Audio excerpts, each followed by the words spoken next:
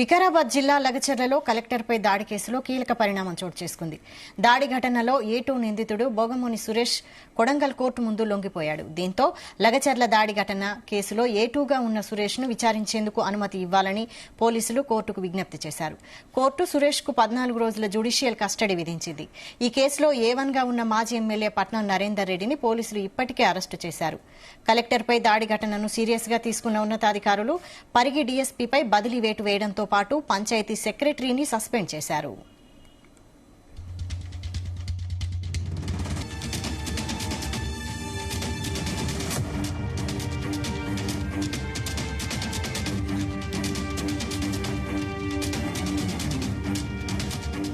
ఇదే అంశంపై మరిన్ని updates crime bureau chief Raviteja అందిస్తారు. రవితేజ, లగచర్ల ఘటన తర్వాత చాలా రోజులుగా పరారీలో ఉన్నటువంటి ప్రధాన నిందితుడు సురేష్ ఈ రోజు కొడంగల్ కోర్టు ముందు లొంగిపోయినట్టుగా సమాచారం అందుతుంది.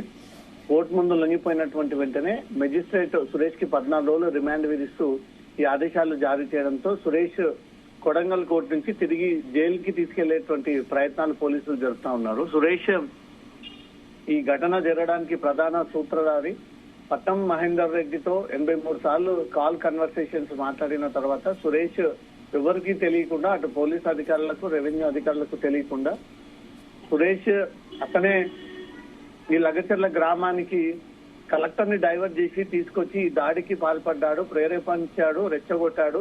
ఇదంతా కూడా ఆర్థిక పరమైనటువంటి డబ్బుల కోసమే సురేష్ ఇలా వ్యవహరించాడు అనే దానిపై కూడా గతంలో కూడా రిమాండ్ రిపోర్ట్ సురేష్ పేరు పొందుపరచడం జరిగింది. మొత్తం ఈ ఘటనలో 3 ఎఫ్ఐఆర్లు నమోదు చేశారు.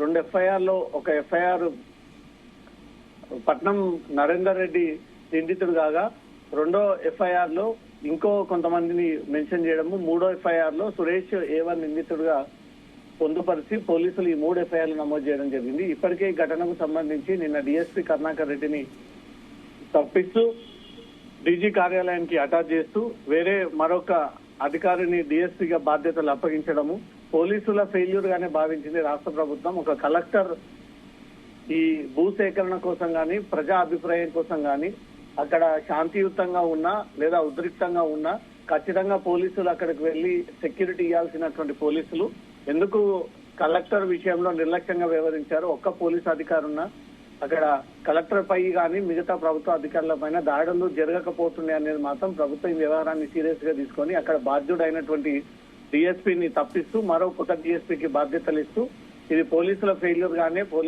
రాష్ట్ర పోలీస్ శాఖ ప్రభుత్వం భావిస్తూ అతన్ని అక్కడి నుంచి తప్పించడం జరిగింది. ఇన్ని రోజుల పాటు పరారీలో ఉన్నటువంటి సురేష్ ని కోర్టులో లొంగిపోవడము, అతన్ని 14 రోజులు రిమాండ్ విధిస్తూ కోర్టు నిర్ణయం తీసుకుని అభిప్రాయాన్ని వ్యక్తం చేస్తున్నట్టుగా తెలుస్తుంది. వైశాలి, అయితే దీనిపై విచారణ ఇంకా ముందు ఎలా సాగే అవకాశం ఉంది? అంటే ఈ సురేష్ ఇచ్చిన వాంగ్మూలం ఆధారంగా విచారణ జరిగే అవకాశం ఉందా? సురేష్ ని కస్టడీ కోరేటువంటి ప్రయత్నాలు చేస్తా ఉన్నారు పోలీసులు. అతన్ని రిమాండ్ చేసిన తర్వాత ఈ రోజు లేదా రేపు కస్టడీ పిటిషన్ దాఖలు చేసి కొన్ని రోజుల పాటు సురేష్ కస్టడీ కావాలని కోరి అతన్ని జైల్లో నుంచి కస్టడీలో తీసుకున్నటువంటి ఛాన్స్ ఉంది. ఎందుకంటే పట్నం నరేందర్ రెడ్డి డైరెక్షన్ లోనే తను దాడి జరిగినట్టుగా కూడా పోలీసులు ఇప్పటికే ఒక నిర్ధారణ వచ్చారు. ఆ వివరాలన్నీ కూడా కోర్టులో ప్రొడ్యూస్ చేయడం జరిగింది.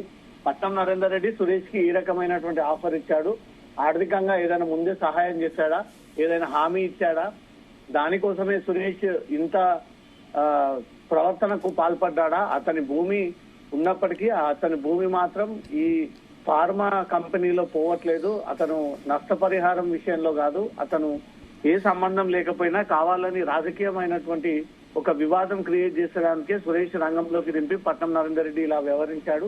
పట్నం నరేందర్ రెడ్డి వెనుక వర్కింగ్ ప్రెసిడెంట్ KTR ఉన్నాడనే దానిపై మాత్రం పోలీసులు ఈ వివరాలన్నీ కోర్టులో ప్రొడ్యూస్ చేయడం జరిగింది. సురేష్ ని కస్టడీకి తీసుకుంటే మాత్రం మరికొన్ని వాస్తవాలు వెలుగులోకి వచ్చేటువంటి అవకాశం ఉంది. Vaishali, right, thank you Raviteja.